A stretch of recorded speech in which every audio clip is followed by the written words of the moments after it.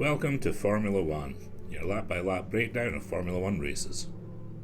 Another Grand Prix, another absentee. This time Sargent was forced to sit out when Albon took over his chassis, the Thai driver having irreparably destroyed his own during free practice 1. So, sans Sargent, the grid lined up with Verstappen grabbing his third pole of the year and his third in Australia. Sainz, Norris, Leclerc and Piastri followed. Perez qualified third but suffered a 3-place grid drop after impeding Hülkenberg. Russell led an impressive Tsunoda, with Stroll out-qualifying Alonso in the Astons. Hamilton was disappointed with 11th. Then it was Albon, Bottas, Magnussen, Ocon, Hülkenberg, Gasly and Ricciardo.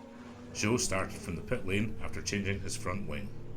On the first lap, Russell managed to get past Perez. Alonso and Albon suffered poor starts, falling back a couple of places, but the rest of the grid set off in formation.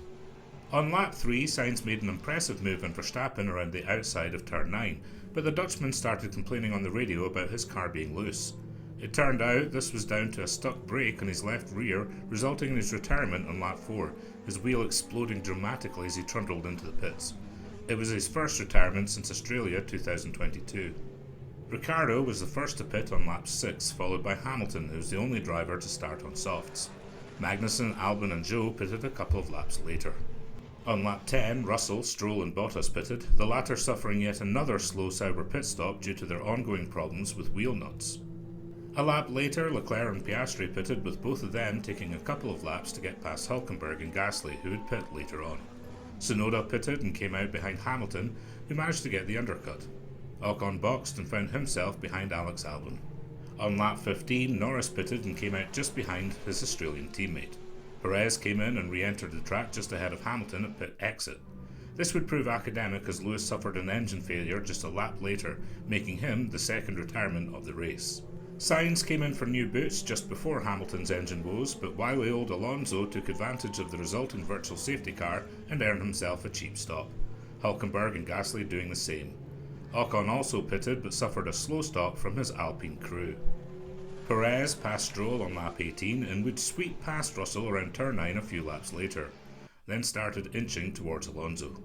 On lap 25, the Haas team indulged in more teamwork, Magnussen being asked to let Hülkenberg through on his fresher tyres. Up front, Sainz was pumping in fastest lap after fastest lap. On lap 27, Alonso rather meekly let Perez pass in the inside of turn 9, likely thinking about the long game. Despite being released, Perez would fail to catch up to the two McLarens in front.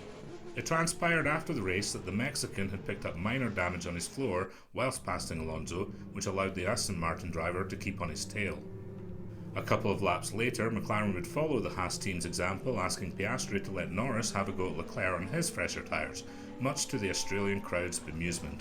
On lap 29, Albon came in for an early second stop, with Ricciardo boxing a couple of laps later.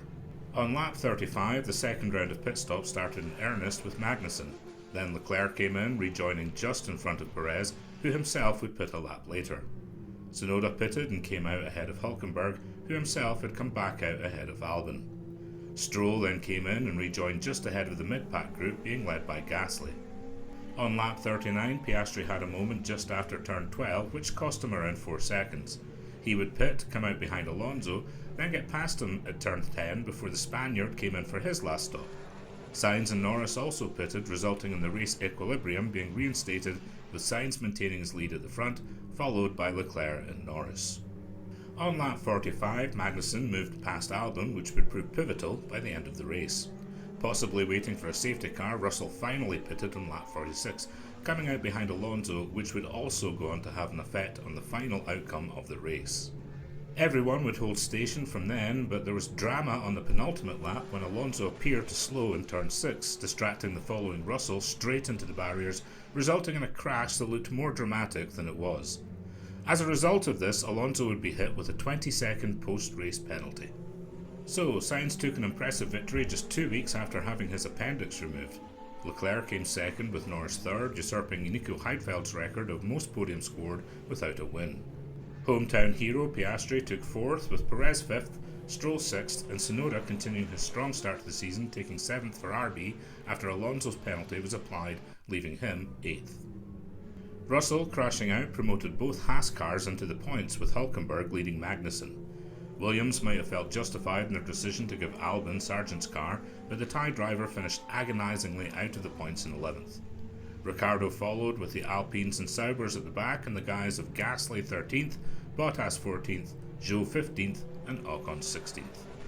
This race seems to have confirmed the competitive order, with the Ferrari strong behind Max Verstappen and McLaren nipping at their heels. Mercedes suffered a frustrating weekend all round, with them and Aston Martin fighting over 4th best. Haas appear to have fixed their race pace from last year and find themselves in a fight for the best of the rest behind the top 5 with RB and arguably Williams. Sauber might have potential if they can fix their pit stop woes, but Alpine need to improve dramatically if the French outfit have any hopes of joining the conversation. Up next is the wonderful track of Suzuka in Japan. See you then!